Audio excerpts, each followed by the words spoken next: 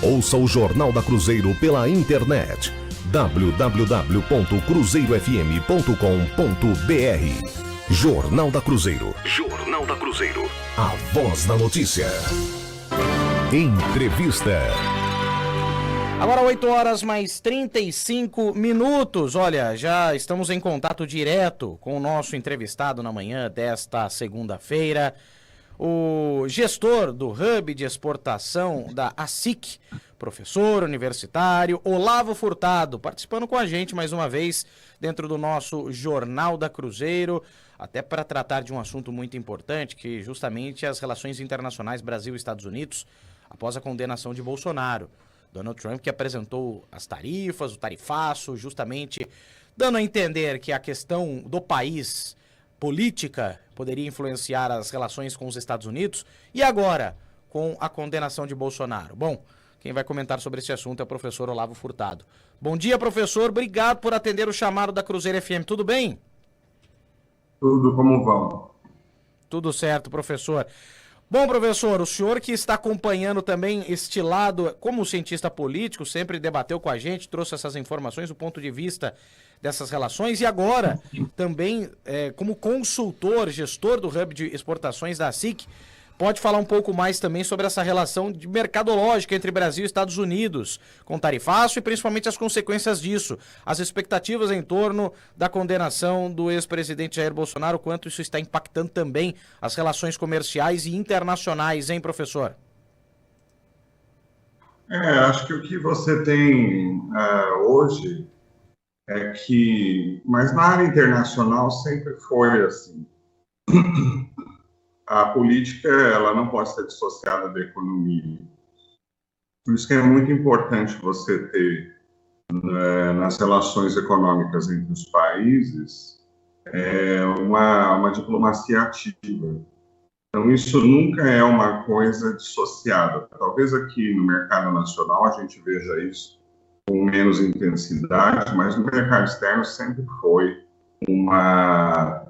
pauta, né? A questão política sempre envolveu a questão econômica. O que você tem de diferente hoje? Você tem um presidente americano que é muito ativo, né? Que está lá defendendo o seu país e que tem uma questão econômica, que é uma mudança do país, dos Estados Unidos, deixarem de ser só compradores, né, mas também fazer parte aí de uma atividade econômica mais intensa, principalmente no que diz respeito a essa questão da guerra fiscal, né, da comercial, que você está vendo aí fora.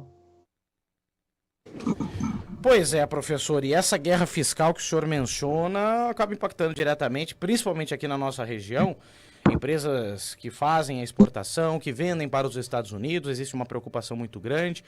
E, é claro, o estado de São Paulo também muito afetado por conta das empresas que realmente têm esse mercado forte com os Estados Unidos. Como essas empresas estão agindo, pelo que o senhor tem acompanhado do cenário também, hein, professor?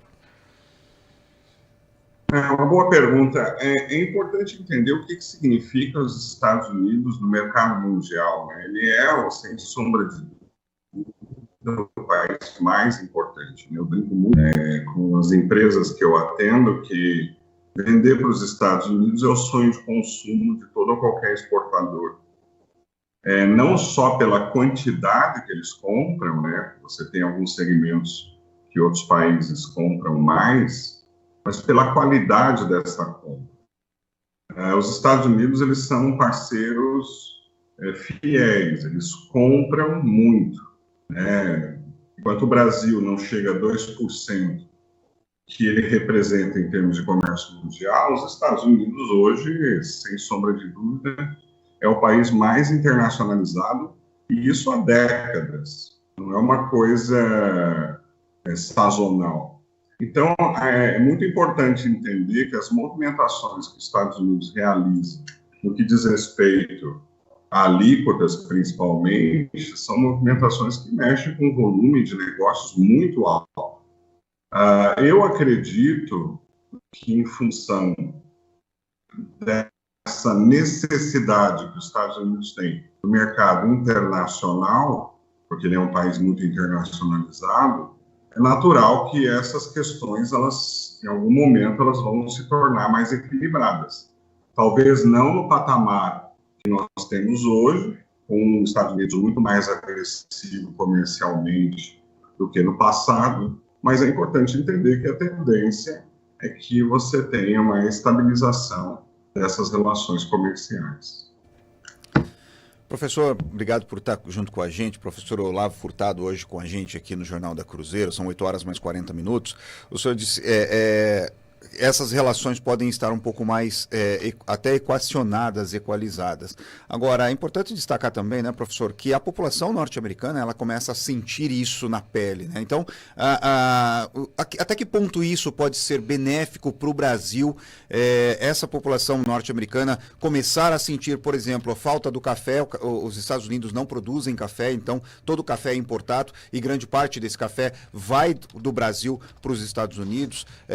Tem outros setores que o próprio país não produz. O quanto isso pode ser benéfico para o Brasil para melhorar aí esse campo de negociações neste momento, professor? É importante entender que primeiro tem que tomar um certo cuidado com isso. O poder de compra do americano é muito grande. A moeda americana, ela compra muita coisa. Então, você ter aí um repasse de eventuais acréscimos em função de tarifas de importação, claro que isso está equacionado na política econômica nacional americana, mas a gente tem que tomar um certo cuidado, porque o americano ele tem força para aguentar isso, né? É uma moeda que compra muito. Basta ver, por exemplo, que os impostos, o que eles representam no custo final, para o consumidor, no preço final, a diferença é gritante, né? Você tem muito menos impostos nos Estados Unidos que em qualquer outro país. Então, acho que esse é um ponto importante. Sob o ponto de vista, qual é o reflexo que vai acontecer no Brasil? Eu acho que a primeira coisa, eu acho que é muito positiva, é que trouxe, de uma forma muito mais intensa, essa necessidade, né, do empresário brasileiro estar comercializando com outros países. Então, isso é uma coisa importante, que traz isso para uma pauta de reunião com as empresas. Elas estão querendo diversificar mercados. Então, você cria uma cultura mais agressiva de inserção internacional nas empresas brasileiras e uma necessidade de diversificar novos mercados. É óbvio que essas coisas, da diversificação dos mercados, não é um girar de chave. O fato de você ter um cliente norte-americano 10, 15 anos comprando coisas com você e você ter um aumento aí da alíquota, isso não significa que da noite para o dia você vai deixar de atender esse cliente e correr atrás de mercados novos, como a África, Oriente Médio, que tem perfis completamente diferentes, mesmo sendo do mesmo segmento ou produto ou serviço.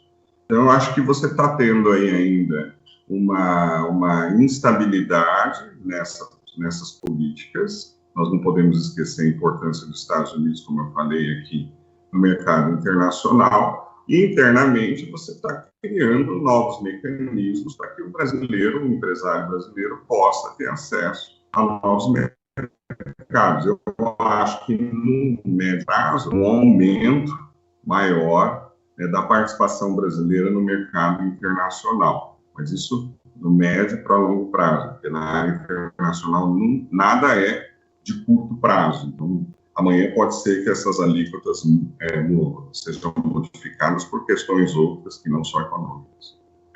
Agora, professor, uma outra questão que é importante, e o senhor como consultor nessa área, sabe que a gente costuma dizer, né, que a parte comercial ela é regida por relacionamento. Então, o comércio em si, ele é um relacionamento entre cliente e vendedor, entre fornecedor e a recepção. O quanto é essa falta de relacionamento hoje entre Brasil e Estados Unidos, principalmente na questão política? Nós temos aí um presidente Lula que não dá o braço a torcer, que diz que vai ligar, mas nunca liga, que não há esse contato direto com o presidente Donald Trump dos Estados Unidos. O quanto isso tende a atrapalhar ainda mais essa conversa, esse relacionamento entre Brasil e Estados Unidos nesse momento, principalmente na questão de importação. Isso eu digo a longo prazo. O que o senhor enxerga nisso a longo prazo, essa falta de relacionamento entre o governo dos dois países?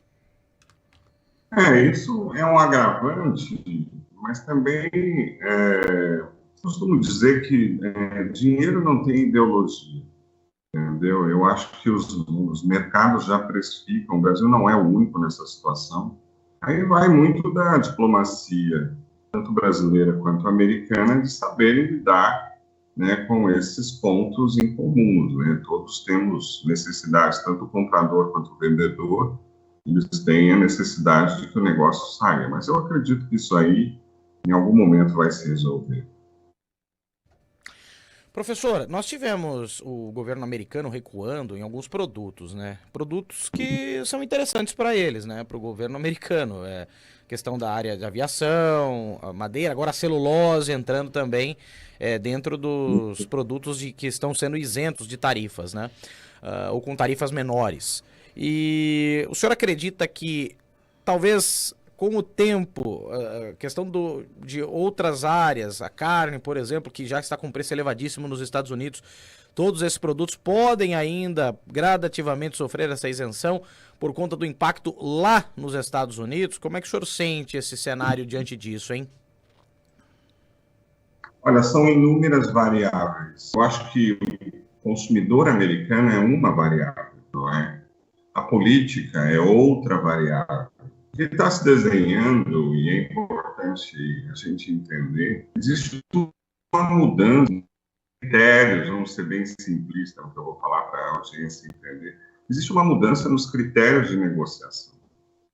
É óbvio que os Estados Unidos ainda têm necessidade de comer carne, ainda tem necessidade de consumir celulose. O Brasil, que é o maior produtor de celulose do mundo, tem necessidade de vender isso para os mercados, inclusive o americano, que é um dos maiores parceiros, mas ainda está se desenhando uma nova situação de negociação que envolve um número expressivo de variáveis, que ainda é muito cedo para a gente dizer qual vai ser a lógica, você entendeu? Está se mexendo muito, né? Sem considerar ainda essas questões aí, que já estão há um tempo, que são guerras e por aí vai. Então, o que você tem é que, parodiando um pouco as questões geológicas, as placas tectônicas, elas estão começando a se mexer e, obviamente, a gente precisa ver em qual momento elas vão parar. Eu acredito que vão. Tá? O comércio mundial ele existe, já passou por várias crises, onde ele é acelerado, às vezes ele desacelera, duas grandes guerras mundiais, mas eu acredito que você reestabiliza em outros patamares. Você vai estabilizar, mas em outros patamares. E aí eu acho que os países que estiverem cientes disso, ou seja, os empresários, a cadeia produtiva que estiver ciente disso, vai sim ter vantagens nessa nova configuração que está se desenhando no mundo. Agora, uma pergunta importante, viu, professor? Eu vou fazer um exercício de futurologia com o senhor. Não sei se a bola de cristal tá em dia aí, tá conectada no Wi-Fi, enfim. O que o senhor acredita? Que, diante desse cenário, é possível um acordo e uma aproximação, uma reaproximação diante das circunstâncias entre governos do Brasil e Estados Unidos, ou o governo americano ceder diante das consequências que esse tarifaço pode trazer para os próprios norte-americanos? Vê se a bola de cristal tá bem aí. A bola de cristal, você já me conhece, eu não sou futurólogo, né? E infelizmente, acho que eu sou o pior entrevistador para falar de futurologia. Mas eu acho que são duas coisas separadas aí.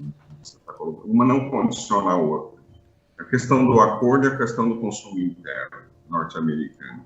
Isso é uma política nacional, tá? Que tem, como eu já falei, os Estados Unidos têm força para lidar com isso, mas isso não é condicionado a uma questão de acordo. Não acho que tenha uma pressão nacional nos Estados Unidos que force a um acordo político, econômico, tarifário, ou seja lá o que for. Então, dissociando essas questões, porque são questões diferentes. Tem relação, mas são questões diferentes. Eu acho que o acordo ele sai, não tenho dúvidas disso, não é? A questão, e aí eu acho que não dá para ser futurólogo, é quando isso vai sair. Então, assim, a gente obviamente tem pressões da indústria, do serviço, né, que querem fazer negócios, gente lá fora querendo comprar, novos mercados que estão surgindo, não vamos esquecer, por exemplo, que a África é um mercado em ascensão muito forte, que compra alguns produtos brasileiros que podem aumentar aí a pauta de importação de produtos brasileiros, mas é importante entender, como eu falei, o acordo ele vai sair em algum momento, só que é impossível dizer quando é que esse acordo pode sair, quais são as bases que ele vai ser desenhado. A economia hoje ela está muito personalizada na figura dos líderes do Estado, né? Então, isso hoje é muito difícil saber o que passa na cabeça do Trump. É uma coisa que eu quero... Não é uma questão só de modelos econômicos, teorias econômicas, é uma questão também de ver qual é o que passa na cabeça das lideranças políticas hoje. André, me permita, deixa eu aproveitar essa fala do professor, que me chamou a atenção. Obviamente, a gente fala da questão do empresariado, a gente fala da questão do investidor, dos governos e tudo mais. Professor, mas isso assusta também, obviamente, a população de uma forma geral. Vou perder meu emprego, a empresa em que eu trabalho vai perder faturamento e com isso pode trazer, me prejudicar de alguma forma. Como é que a população, de uma forma geral, professor, pode entender tudo isso que nós falamos aqui nesse momento? Quais os riscos para essa população? De repente, o mercado financeiro ele é um mercado de expectativa, então essa oscilação de vende mais lá fora, o investidor vem para cá, não vem para cá, o dólar sobe, o dólar cai, e a gente fica com essa questão que fica muito mais centralizada no empresário e, obviamente, nos governos. Como é que a população geral pode sentir e perceber essa movimentação? É uma excelente pergunta. É claro que alguns setores que diminuam as atividades econômicas lá fora podem ter, né, uma ameaça no que diz respeito ao trabalho, né, ao número de trabalhadores que tem ali. Claro, se uma empresa vive de exportação para os Estados Unidos e ela tem uma alíquota maior, é natural que você tenha que cortar custos. Essa é uma questão. Não são todos os setores, né? Se você for pegar os números, a gente tem que ver que ainda não é 100%, não estamos falando de 100% do que a gente vende lá fora para os Estados Unidos, está embaixo dessas novas regras. Mas a gente não pode esquecer também da questão da flexibilização, que é o que aconteceu, por exemplo, com celulose e o níquel. Então, essas coisas, ainda é muito cedo para dizer quais são os impactos que isso vai causar. Agora, é natural, né, que você tenha uma preocupação com isso. Se uma empresa é totalmente internacionalizada e só tem como mercado, seu grande mercado, o mercado americano, você vai ter algum impacto, né? Não esquecendo que os Estados Unidos dependem de muitos setores a qual eles estão colocando alíquotas. A aeroespacial, por exemplo, brasileira é extremamente importante. Não só nos Estados Unidos, mas no mundo. O que eu acho que é importante entender, e eu aí acho que é uma coisa que o Brasil tem uma característica bem saudável, é que nós, brasileiros, nós sabemos lidar com a crise. Eu acho que uma coisa que eu sempre digo para os meus amigos empresários é que o empresário brasileiro nasce, a empresário, uma preocupação em dar certo. numa situação que muitas vezes não é favorável. Então, assim, a estrutura, se ela não ajuda, a criatividade do brasileiro, ela se transforma, ela é muito mais intensa. E eu acredito que o empresariado brasileiro vai ter capacidade de sobrepor esses obstáculos, mesmo que sejam obstáculos temporários, como eu acho que serão. Professor Olavo Furtado participando com a gente, ele que também é gestor do Hub de Exportação da SIC, participando com a gente, falando dessas relações internacionais Brasil e Estados Unidos. O aspecto político também acaba influenciando no aspecto econômico, evidentemente. Professor, agradecendo mais uma vez sua participação. Obrigado por atender o chamado da Cruzeiro FM, por debater esse assunto tão importante. Valeu mais uma vez, viu, professor? Eu que agradeço você e a sua audiência. Professor Olavo Furtado, nosso convidado na manhã desta segunda-feira dentro do nosso Jornal da Cruzeiro.